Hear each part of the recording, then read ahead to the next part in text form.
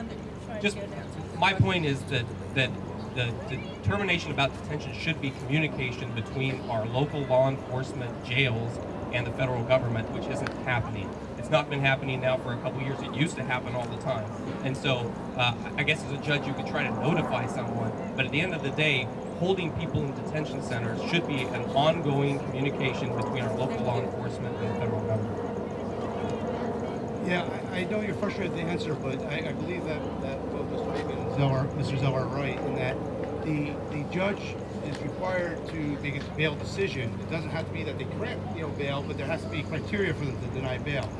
The jails need to inform ICE or the federal government of the illegal alien status, and then it's up to the federal government to put a hold on them to do deportations. At the local level, we have no authority to do deportations, to do anything of that nature. So I think to some degree, justice court judges' hands are tied in that way. I agree with the gentleman to my right. I think what you're talking about maybe is a communication issue, that there's not a communication between the lower courts and the federal entities on the issue of illegal aliens, and maybe that's an issue that the elected justice of the peace can take a look at. What I know and what I see right now is typically in Henderson, half the beds in that jail are ICE beds. And I've seen ICE holds on defendants before they even come, family members come to my office, and I've seen, unfortunately, people get ripped off by the bail industry. They pay the bail, and there's an ICE hold, and the bondsman knows it and takes the money anyway. There is communication in the jails with regards to when they can find it, and there's an ICE hold. An ICE hold is put on. I've had many clients who have ICE holds and who have been deported because of due to their crimes.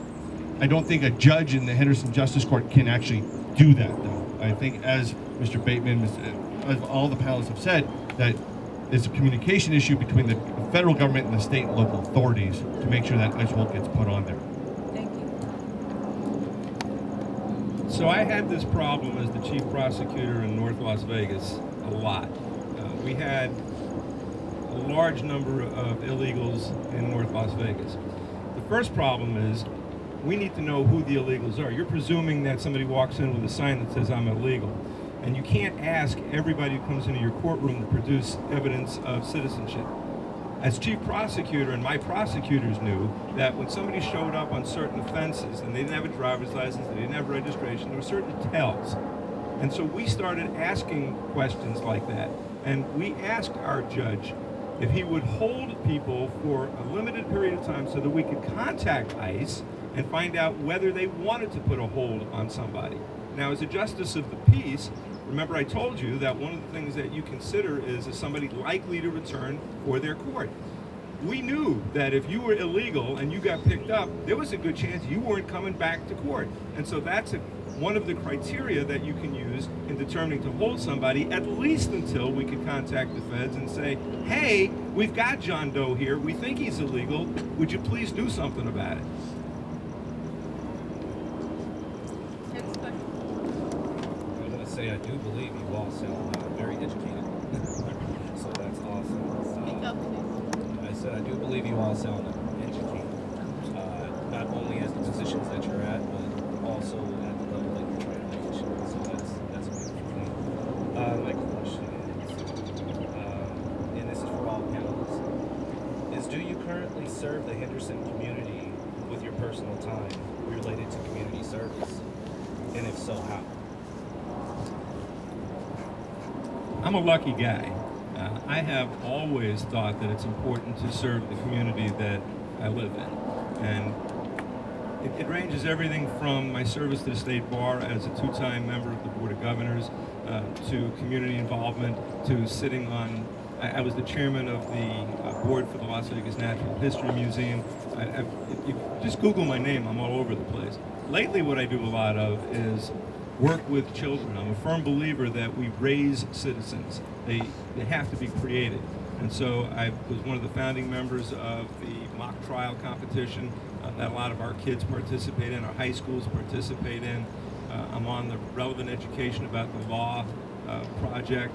I'm a member of the Law-Related Education Committee for the State Bar. we need to create good citizens. We start with the kids. That's where my main focus is now. Thank you.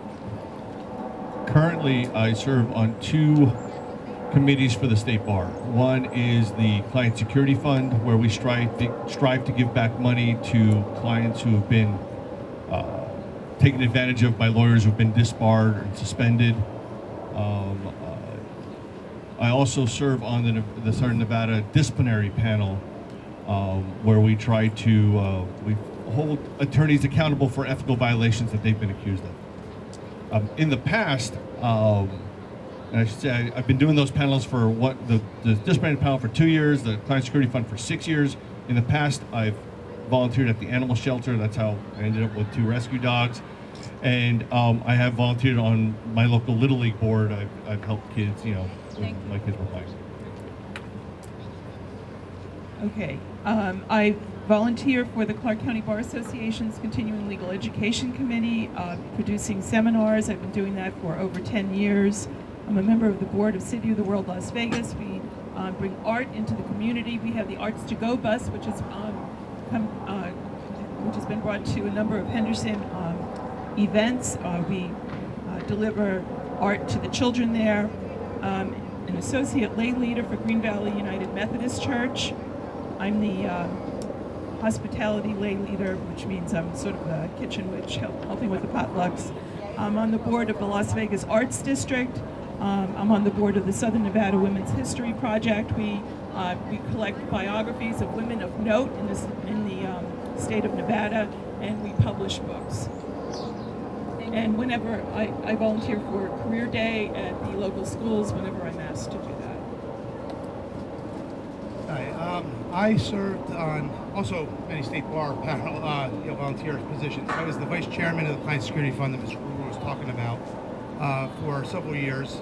After doing that, I was asked to be the chairman of the Southern Nevada disciplinary panels. I was overall chair of Southern Nevada for the last 2 years, overseeing unethical attorneys and prosecuting them for ethical violations. And I also served as a arbitrator and mediator for the state bar's fee dispute panels, where I heard fee disputes between clients and attorneys and tried to resolve those issues. In addition to that, due to, I'm sure like everybody else, we have personal stories. My son is a special needs child, and so I do a lot of work to try to raise money for autism awareness and Autism Speaks, and also Grant the Gift Foundation that was in Henderson. Also, they've relocated, but they're from Henderson organization. So. I spent the majority of my time for the last 10 years outside of my day job, basically volunteering for the community in the city of Henderson. I served on the Planning Commission. I was appointed by the mayor, then Mayor Gibson, and reappointed by Mayor Hafen. I ended up as the chairman of the Planning Commission. The Planning Commission is important in protecting neighborhoods from development. I've also been on the city council for 5 years. I spend basically at least 20, 30 hours a week on top of my day job volunteering my time for the community, trying to make the city of Henderson a better place. All of my community service is dedicated to the city of Henderson, the community that I live in, and it's what I've been doing for quite some time in my private life. I also spend a lot of time volunteering for the American Legion Post 40 down in Henderson. I'm on the Sons of American Legion board. I work with Stephen Silberkraus. So I think I've dedicated all my personal time to the community that I live in and the residents of the city of Henderson. Since this is a Henderson race, I'll limit it to Henderson. I'm on the chairman of the board of the Bass State High School, which is a Henderson charter school. I also volunteer at Boys and Girls Club of Nevada here in Henderson, and I've also coached the Little League and soccer here in Henderson, coached my nephew's teams. Thank you. Next question. I'm gonna go. It's Mike Edwards again. My question is for Mr. Bateman, sir. According to most recent statistics provided by the VA and the National Center of PTSD, somewhere between 11 to 20% of current veterans right now have PTSD, and it's been recognized as a mental disorder. In 2009, the Nevada legislature recognized that most veteran crime was often a result of improper or no treatment for PTSD. If someone came into your courtroom for a crime and it wasn't brought up to your attention, would you investigate, or would you go, say, not even a homeless person, but somebody, you know, just a regular Joe committed some random crime, you know, he could have been off his meds or was in improper treatment. What would your views be, and how would you deal with that separate? Not, people say that they play favorites, or, you know, you get this, but if it's actually a PTSD related issue and that's an upstanding person in the community, what would your views be on that, sir? Well, I was up in the legislature in 2009, again, on behalf of the Nevada District Attorneys Association when the Veterans Court legislation passed, and part of that was a requirement that the judges find out at initial appearance in Justice Court whether someone is a military veteran, and that to actually do some investigation. And so it's an obligation under the statute to do that. It would be one that I would take very seriously, that I would ask immediately upon appearance in Justice Court, and then I would, as I would with all criminal defendants, try to assess the nature of what that person's going through at that particular time. Obviously, there's a certain sensitivity to our veterans. They, through no fault of their own, come back with these problems, and it would be my obligation to find that out and make an affirmative effort to do that, and then to try to, in the process, working with the district attorney's office, with the defense attorney that particular person ends up with, try to find the best avenue for resolution of that case and to help them with their PTSD. I think also the court should have some training on suicide prevention, and so that, you know, when you're dealing with landlord-tenant issues and things like that, you make an effort to find that out with regard to the people that are in front of you. If we ask one person a question, can we get a little bit longer answer since I'm asking the whole Oh, I'm board? sorry, you're right. Okay. We Okay. have another 15 seconds. Okay. Sorry. Thank you. I figured- All right, I just let, Go all ahead. right, thank you. Go ahead. No, I Do you think have he's done. anything else to add? Okay. You have 15 seconds. Moving forward. Thank you. Christina Ortiz again. A lot of your courts deal with the youth of Henderson, Nevada. If you are elected judge, this is for all the panel, 45 seconds, what would your impact be to help the youth to keep them out of your system? Like what decisions would we make? Is that what you're Right. asking? What path would we lead as what would be your biggest? I think court mandated supervision, especially at the youth level, is very important. Many times you see offenders come in 18, 19, they have a juvenile record, and there wasn't proper implementation of programs when they were either children or right when they hit the adult system. So I think number one is implementing those court-sanctioned programs where the court can have some oversight, more than an 8-hour class and a $250 fine on an 18-year-old kid. His parents are going to do that, or he's going to do it in a week, and he's not going to learn anything. If you can have an extended court-sanctioned supervision at the justice court level to an 18, 19, 20-year-old to help them get on the right path and become a productive member of society, I think is the first step. Just as a matter of clarification, if it's a juvenile that's committed an offense, they're going to end up going to juvenile hall. So we would only deal with anybody that's 18 or older or who has been certified from juvenile court. That being said, I think the predominant thing that a judge, Justice of the Peace in Henderson, should be doing is, that's why I talked about before, getting out into the community and educating people about the court system and being involved in juvenile justice issues. Again, I've been involved in juvenile justice issues as a representative of the District Attorneys Association in front of the legislature. I've drafted legislation that benefit juveniles and work with the juvenile justice system. So I'm very well aware of that process, and I've been involved in it since 2008. Maybe I'm misunderstanding a little bit the question, but my view of it is that the role the Justice Court will play is really reaching out into the school systems, trying to get to the children before they reach the point where they're committing crimes. I'm a big believer in education of the kids at the young ages, having them have positive contacts with the legal system, having them positive contacts with law enforcement, bringing them into the courtrooms, letting them see what happens if you, A, commit a crime, what your life's going to look like, B, talk to the kids, explain to them what other alternatives, and try to bring them into the right direction right from the beginning. And this also goes along with a little bit what Mr. Armstrong was talking about before. This is a good way to reach children, minorities, other groups, to get more women, get more minorities involved in the right paths, to go to the positive aspects of the legal system, and not be sitting there looking at a system that's unfamiliar to them, or the first contact with the police being something that's a negative, and lean down that road. So a big part of what I would do is bring kids of all ages throughout the whole school system in Henderson and try to reach out and set up programs where they can come in, and also as a judge and other people can volunteer to go into the schools and talk to them. Well, we have a diversionary program now in the schools where we ask for volunteer judges and attorneys to go into the schools to talk to the children who are somewhat challenged, shall we say. As a family court judge, I very often went out into the community and talked to groups, talked to children. I made my courtroom available if groups wanted to come in and see what a courtroom looked like and talk to them about schooling, education, and the court system, and I would continue to do that as a justice of the peace. I think a big problem is you have 18, 19-year-olds coming into the court, first-time offenders. You need to reach out and try and help them. Currently, you have fine systems and classes that the fines are typically paid by the parents, and the classes can be done online, which don't know who's doing the class, but something's happening there, and the class is getting done that way. You have to somehow reach the kids to stop doing what they're doing. And again, as Mr. Posen said, it gets to education. And you got to get it earlier. Because at 18, sometimes it's too late, because in the juvenile system, they've had 3, 4, 5, 6 contacts. You got to get to them earlier.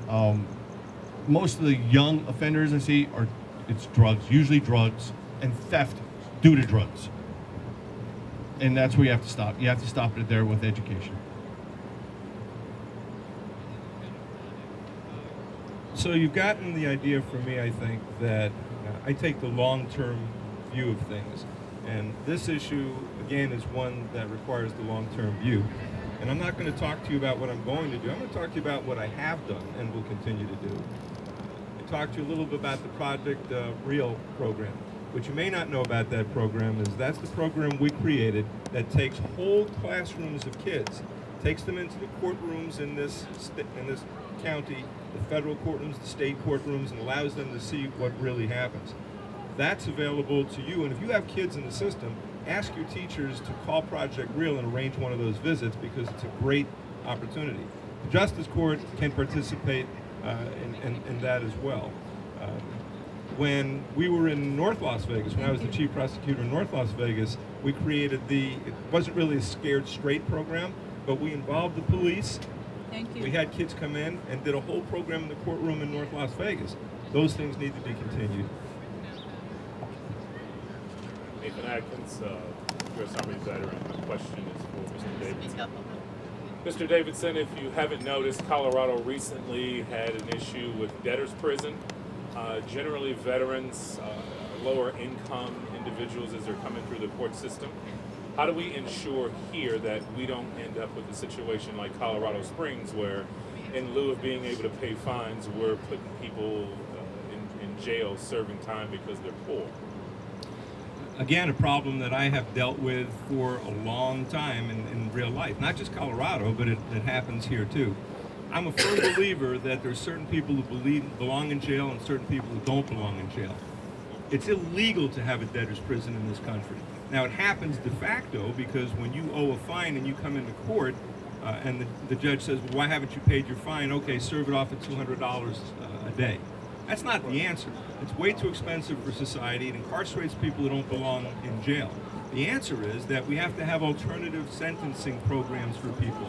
We had programs. We have to use them more. Work programs allow people the opportunity to work off their fines doing community service. If they committed an offense against their community, let them work it off in service to their community. The only people who should be in jail because they aren't paying their fines are people who have the ability to pay their fines and then thumb their nose, or having been given the opportunity to do community service, just choose not to do it.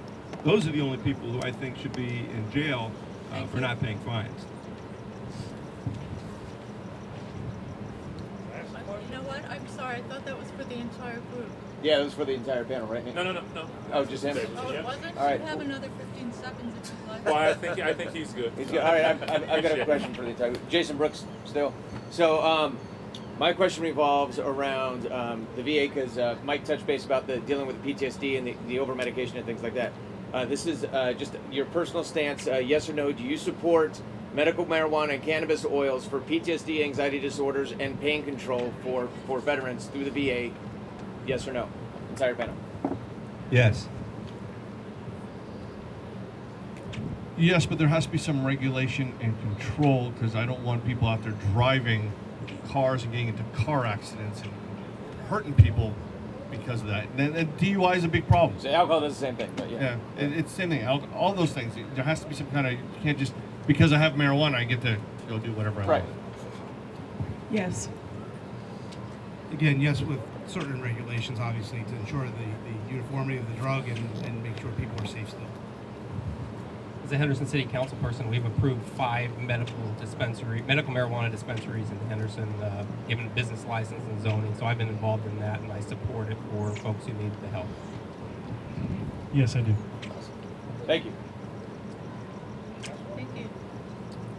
Another question from the panel? Yeah. Non-panel person ask a question? After we do non-panel questions, right? At the very end. At the end, sir? Okay, yes, sir. thank you. Question for Mr. Zoe, sir, on the end. It's about the same. Now I'm covering my mouth. What do you think the goals of the justice system are pertaining to? Rehabilitation, punishment, or retribution, sir? It's definitely I'm sorry, only for one person. Yes, ma'am. All right. it should be for rehabilitation. Whether that is for some judges, I don't know, because I've seen some very scary things in the courtroom, but it should be for rehabilitation. Now, obviously, certain punishments or forms of court sanctions need to take place in order to get that rehabilitation.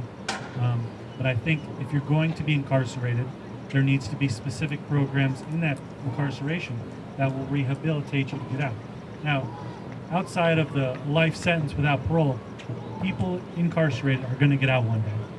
Now, whether or not we want to throw away and lock the key, it's not going to happen. They are going to get out, and we need to make sure that they're going to be productive members of society when they get out, and they're not going to reoffend. The only way to do that is education while they're incarcerated, or programs that address their specific issues while they're incarcerated. I think no matter what punishment is put in place, rehabilitation needs to be the avenue that you're taking. Another personal question for all panel members. Another personal question for all panel members. Very simple. Do you believe in God?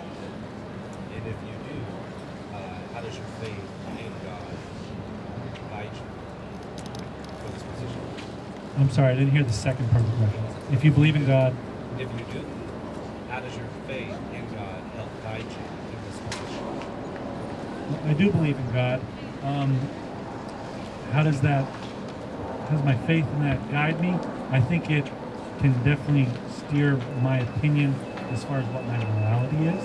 And when I'm making a decision, what my personal belief is, what I would want done, what I think is appropriate for that person, I think it definitely steers that. But if you're asking me if God tells me what to do, then no. But I definitely look within my heart and make a decision based on my own feelings and my faith.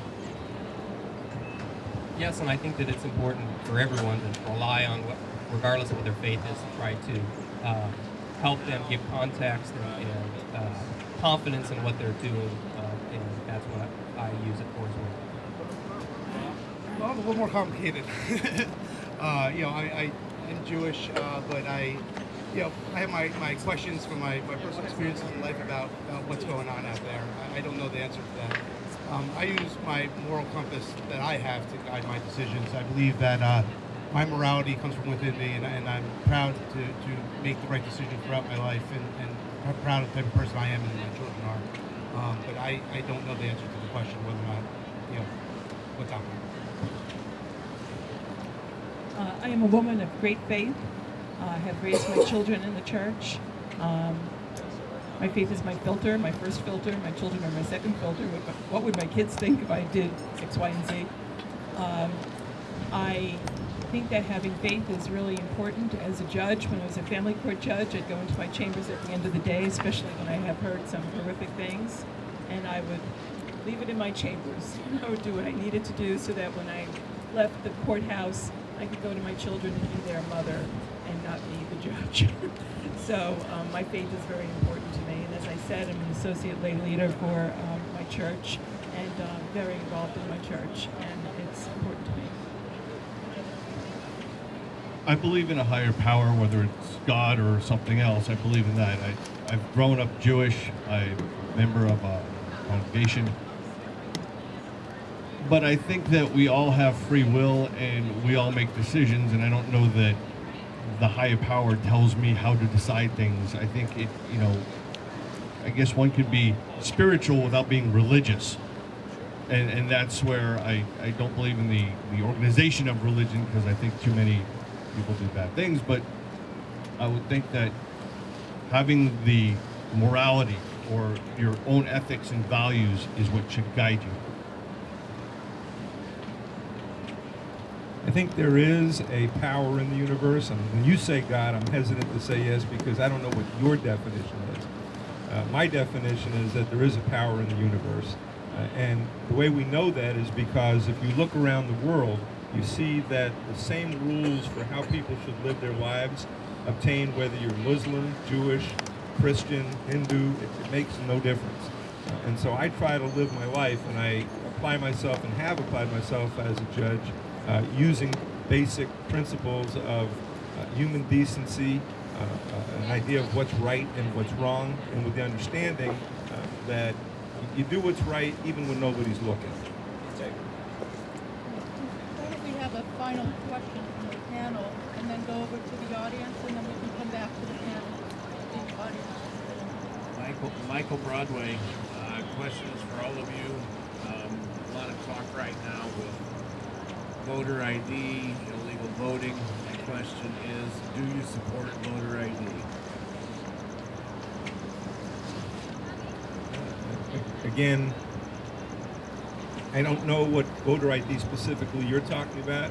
I will tell you that my philosophy is that if voter ID is being used to disenfranchise people, no. And you'll know that in the last couple of months, federal courts have struck down so-called voter ID laws in a couple of states.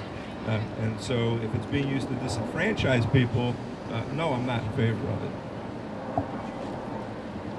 I don't know how serious the voter fraud issue is out there. I would say that voting should be across the board available to all citizens.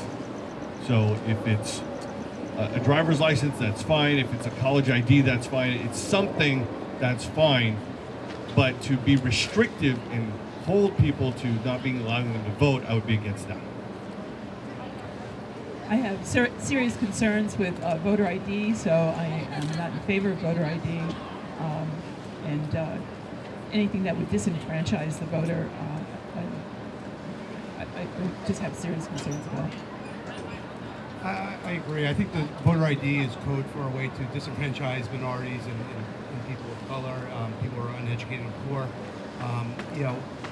Until I see that voter fraud is a real problem, I wouldn't be in favor of the voter ID laws. I think it's used as a tool to disenfranchise as a law.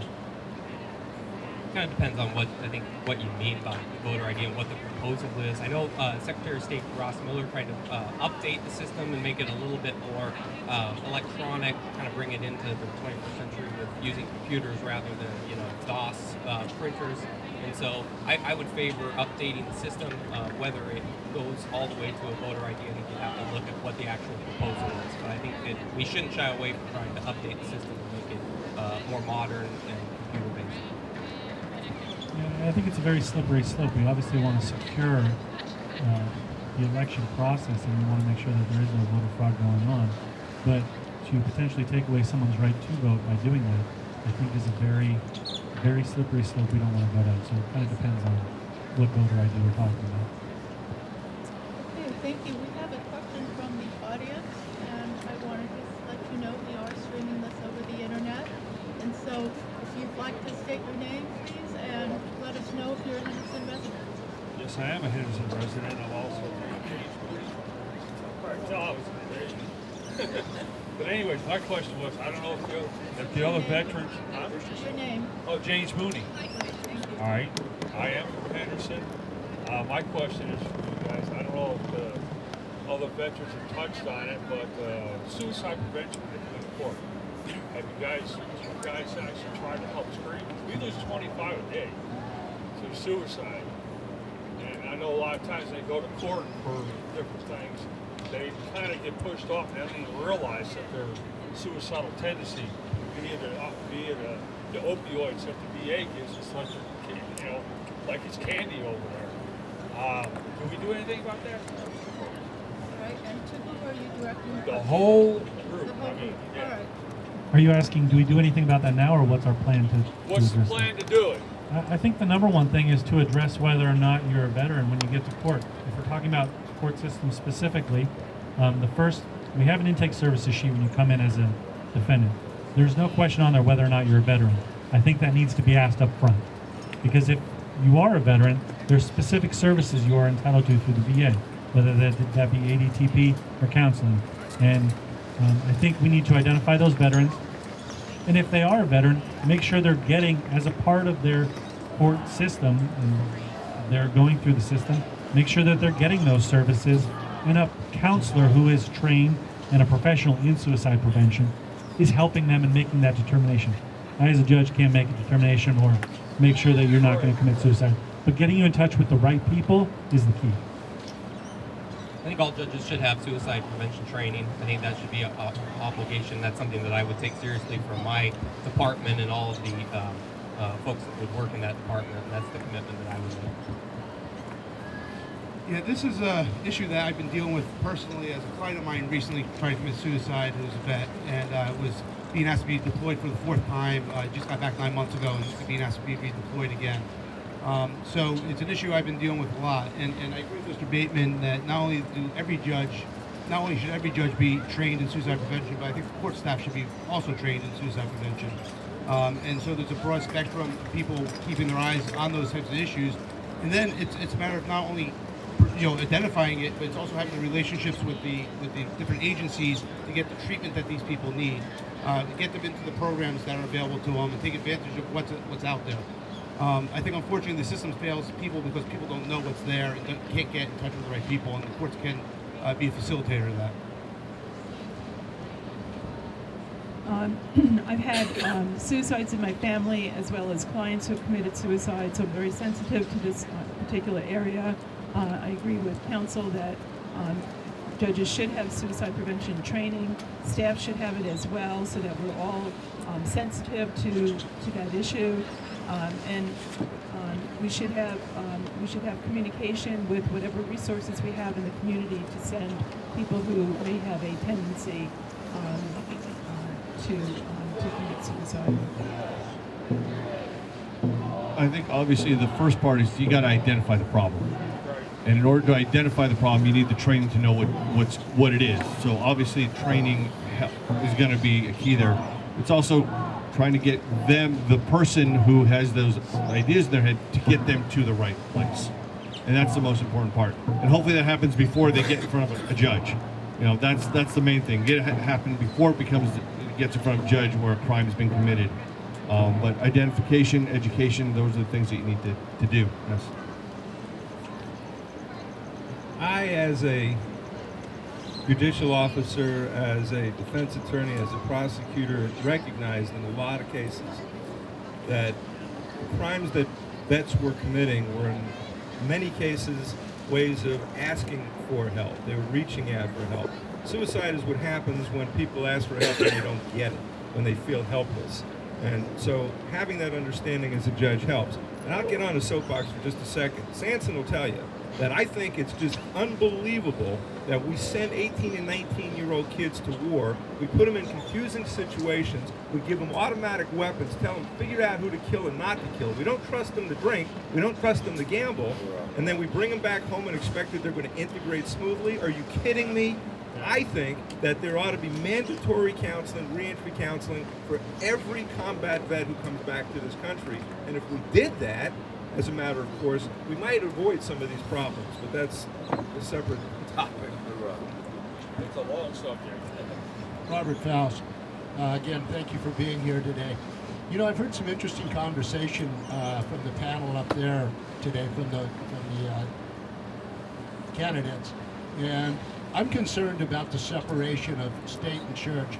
So when you go to make a tough decision as a judge, do you go to your inner compass? Do you go to your prayer book? Or do you go to the law book or the Constitution and rule by law and rule by Constitution or rule by statute?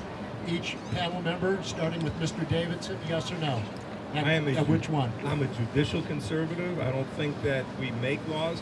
I think that you guys make laws through your legislative officials.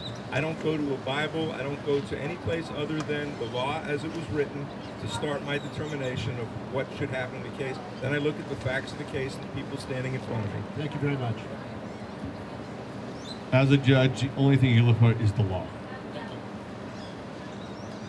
I look at the law, I listen to the facts of the case, and I make my determination. That's all that goes into it. Well, as the only one who has a complicated answer to the religion question, for me it's easy. I look at the law only, and I try to apply the facts to the law, and then apply the law only. The law. I'll give you a little complicated answer. Definitely the law. That's what we're here to abide by. Unfortunately, the law provides a large amount of discretion to the judge within that law. So I think the judge has to make a determination on the facts and the law and their life experience. Thank you. We have another question from our audience. You can state your name and whether you're a resident of Henderson. Thank you. I am a resident of Henderson. My name is Earl Mitchell, and I'm near Henderson, Wisconsin. I want to thank you all for being here and for Veterans in Politics for hosting this forum. My question for each and every one of you is essentially a yes or no answer. If you are elected Justice of the Peace, will you have an open working relationship with your constable to serve our community better? Absolutely, yes. Absolutely, and I've worked with constables as a prosecutor at the DA's office, so absolutely. Absolutely also, and I appreciate your help because you've helped my office many times in those sorts of issues already. I'd love to have a working relationship as long as we're not playing phone tag. Absolutely, and I've used your office as well as a private attorney. Yes. Any other questions from the audience? All right, any questions? Actually, I'll ask one more question. I'd like to ask each of you how you're funding your campaign and where do your donations come from? Where are your major donations? I'm kind of interested to see how much justice goes for these days. Start with Mr. Davidson. I'm completely self-funded. I am self-funded as well as some donations from some family and friends, but no corporate or anything like that. Self-funded and some lawyers. I have a couple of campaign parties coming up.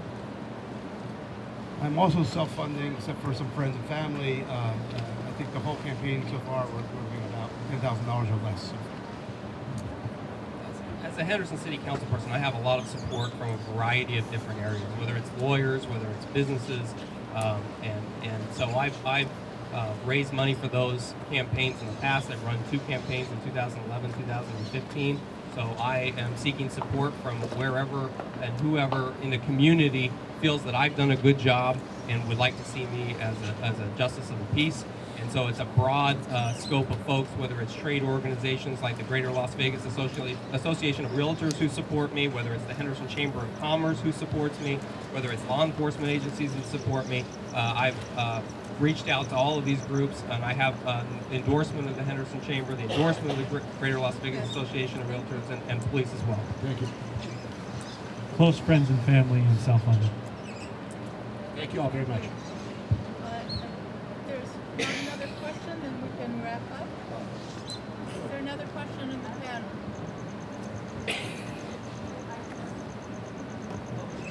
Before I ask my question, I'll try to make a statement. As a young man and a minority, I've definitely found myself in situations that I have to learn from and grow from. Whether it be a minor traffic ticket or some other type of offense. So my question is being a human and my interactions with other humans, some things from law enforcement, some things from judges, wisdom, just a word of hope or things like that have been given to me from people that you would tend to sit in this justice seat. So my thing is will you try to provide that to the people that you are sentencing or sitting in your court? Because for me, I would say that it was detrimental in bringing me out of some dark places at times in my life, and I would hope that always see that as a useful tool as a judge. But it's the question is for all of you. Because any one of you, and you guys have all had excellent answers, and I'm having a horrible time deciding who I would vote for, because you guys seem to be a very quality set of individuals. So the question's for everyone. Would you provide wisdom to people that you're a citizen? Would you take the time to try to install something from your life experience? Not only would I think it's the obligation of the court to reference an answer earlier. Rehabilitation is the avenue that we're trying to pursue when facing a defendant in this case. And I think words of wisdom, guidance, mentorship, those things are going to help somebody stay on the right path. So absolutely. I've recently practiced, the last 12 years I practiced in front of every justice of the peace in Clark County, every district court judge in Clark County, and I can tell you some of the most effective ones are ones that impart reasonable and good wisdom and advice to folks who find themselves in a difficult position. And I think that a lot of them take that advice. So I would, reasonably and within reasonable bounds, try to give advice. Yeah, obviously, I think it is a case-by-case basis. I believe it's our obligation to try to give advice and try to give some hope to people who need it. Unfortunately, I've represented some people that maybe it's not appropriate for. I mean, like I said, I've dealt with murderers, child molesters, all the way down to petty criminals. So again, this is where I think the life experience comes in, and the judgment of that judge comes in. And I think that it's a useful tool, and it's something that's important to do, especially on people who have a chance to rehabilitate. People have a chance to find a different path in life. So it's something I would look to do, but in appropriate situations. In my experience as a Justice of the Peace pro tem in North Las Vegas, and as a hearing master pro tem in child support court and a family court judge, I've always tried to be encouraging and, at times inspirational to people who have been in front of me, especially when I thought that some word might make a difference in that person's life. And I would continue to do that as a Justice of the Peace. I think it's very important. As a parent raising two kids, you sometimes find yourself in judgment of what they're doing. And you want to help them along to make the right choices. You have to advise. You have to do that. And as a judge, that has to come into play as well. You can't just punish. Rehabilitation is where you want it to go. You don't want to see that mistake happen over and over and over again. So rehabilitation, I find that when I sit on the panels and we're talking to attorneys who've committed ethical violations, you have to advise them. You can't do that, because then you're coming back over and over again, and you get suspended and disbarred. So yes, advice does go a lot toward you should dispense some advice as well. A wise man once said that a society is judged by the quality of its mercy. One of the things that's been most satisfying to me over the decades is when former clients or people who appeared in front of me in juvenile court tell me that I made a difference in the lives of their children. My kid is now in college. My kid is now working. He now has kids. She now has kids. That is one of the most satisfying things that I can hear from somebody. It's something that I want to hear for the rest of my life. Thank you all. Robert Faust, one last question. Well, we're right. Make it real. O'clock yet. No, but I want them to wrap up, and then I want to re-announce our sponsors and such. If it's a short question, we can do it yes or no, and we can. Yes, it's a yes or no question for all the panel. How do you feel about restoring rights to vote to people who have been to prison, have gotten out, have served their time, have fulfilled their obligation? Do you think that it's constitutionally correct to place a ban on people to not vote for a lifetime? Starting with Mr. Davidson. No, it's not constitutionally permissible. To restore the rights? Or to take the rights away? The question you asked was, is it constitutionally permissible to take people's rights away forever when they have satisfied their requirements? The answer to that question is no, it is not permissible. Thank you. It's not permissible, and rights do get restored upon once you get off of parole in certain situations. I agree with Mr. Davidson. It's not permissible. I also agree it's not only not permissible, it's not right. We want people to vote whenever possible. I think we have a statutory scheme that allows people to seek restoration of rights, and I support that. No, it is not permissible, and I think the fact that we allow people the opportunity to get those rights back proves that. Thank you all very much. Thank you all to the panelists. What I'd like is for the candidates to each give us 1 minute wrap up and make your final pitch and summation. Well, thank you all for having us today. We really appreciate it. Thank you for your service to all of you. You guys had great questions, and I hope we stood the test of time and proved our ability to judge here in Henderson. I think I'd be a great candidate. I bring a young, fresh perspective. Obviously, the youngest one on the panel, but I've got thousands of cases in my history from being a lawyer at the public defender's office, ranging from DUI to murder. And I've seen every aspect of the criminal justice system and how those work and don't work. And I have the tools to be a good justice of the peace, and that's decisiveness, compassion, and reducing recidivism. Thank you. Again, thanks to Veterans of Politics for putting this together. Thanks everyone for your questions. I wanted to give a shout out to Earl Mitchell. He does a great job in Henderson. We've worked together for a long time. I'm sorry I didn't see you earlier there, sir. I want to be the Henderson Justice of the Peace because I think we have to realize these are elected official positions, whether we like it or not. And I think it's important that you take into account what people have done for the community that they live in beyond just their legal experience. I have the legal experience to do the job. I've been in justice courts, handled thousands of cases over the last 12 years as a prosecutor. And like I said, I've tried 34 jury trials, 14 murder trials, and I think that sophisticated level of experience is important for the particular job. But at the same time I've been doing that, I've been serving my community, protecting and serving my community on outside of my day job as a planning commissioner and as a Henderson City Councilman. I know the community that I live in. I've made it a commitment of mine, and that's why I think this particular position is the perfect intersection of my experience as a prosecutor and my experience as an elected official in Henderson to provide the best service to the community that I can. Thank you. I also would like to thank Veterans of Politics and everybody for their service. Without you guys, we all wouldn't be here. I believe sincerely that I bring the skills and the life experience and the discretion that would make everyone proud of the position of Henderson Justice Court Judge.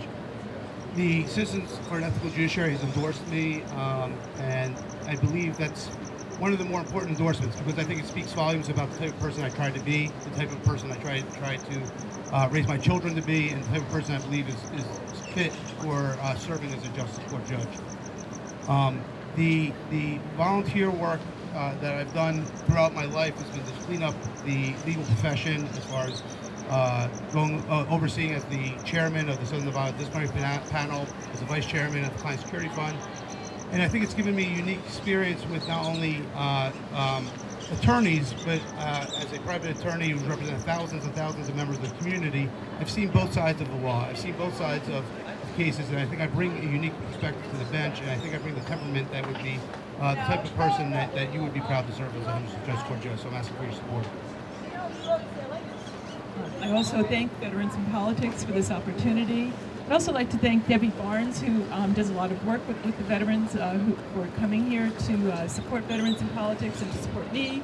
I'd also like to thank my legal assistant, Darlene Duvall, for coming to support me. I very much appreciate it. I have 27 years of legal experience. I've been a judge. I've been an elected judge. I've been to Judicial College. I'm a short trial judge now. I'm a hearing master for the Clark County School District now. I have that judicial mind. I have that judicial experience. I understand what it's like to be a judge. I have 5 years of Justice of Peace pro tem work for North Las Vegas. I have tried hundreds of cases, both civil and criminal. In January, the jurisdictional amount for the Justice Court goes up to $15,000, and what that means is that we're going to see a bump up in civil cases coming into the Justice of the Peace courts. And I have the experience to deal with those things. As far as the veterans are concerned, I am open and qualified to put together programs to meet your needs. Thank you. I want to thank Steve Sanson and Veterans in Politics for putting this on. In my 19 years of experience in the legal world, I've handled every type of case that would be in front of that Henderson Justice Court. Like I said earlier, I'm probably the busiest private attorney in that building. You know, this job is about people. It's not about politics. You know, judges in this state are elected, and the problem is getting people to get out there and educate themselves about judges. It's hard to do. There are a lot of people on the ballot. In this race, there are 6 of us. I want to thank you guys for coming out, asking questions, and inquiring about us, and trying to get a little bit more insight into who we are. I've successfully, you know, I serve with State Bar. I'm trying to clean up the legal profession. I've raised 2 great kids, a junior in UNLV and a sophomore at Green Valley High School. My name's Harvey Gruber. I'm asking for your vote and your support. Thanks to everybody for coming out. These are tough choices, aren't they? You don't know a whole lot about us. You can go and spend some time looking if you're really so inclined.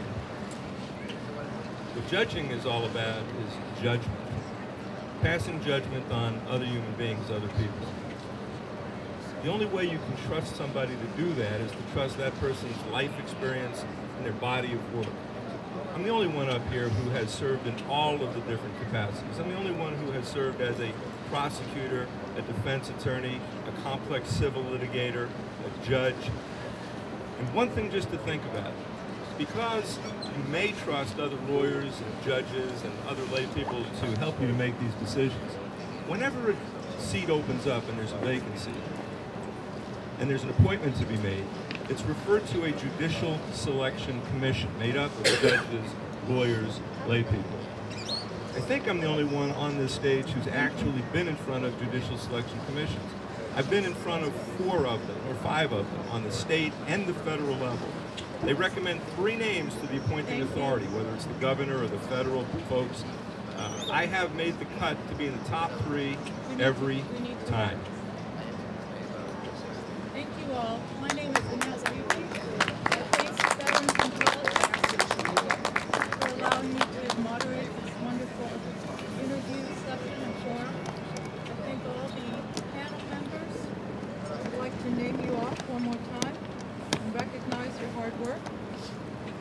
Will Fresco, Edward Bento, Stephen Sonnenberg, Rob Forst, Jason Brooks, Nathan Atkins, Mike Kelly, Michael Broadway, Rob Lauer, Christina Ortiz, and Mike Edwards. Now you're giving and Mike Armstrong. Thank you all. And I would like to also name again our wonderful candidates: Sam Nathan, Michael Davidson, Harvey Gruber, Gail Nathan, Jeffrey Fosen, Shane Zeller.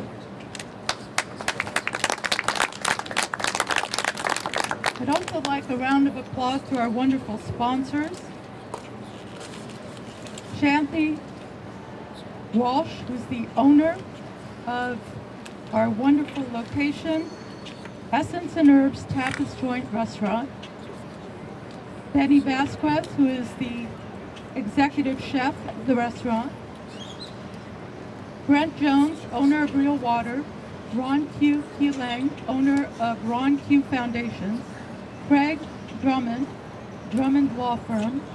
Las Vegas Municipal Court Judges Cedric Kerns, Susan Rogers, and Heidi Almase.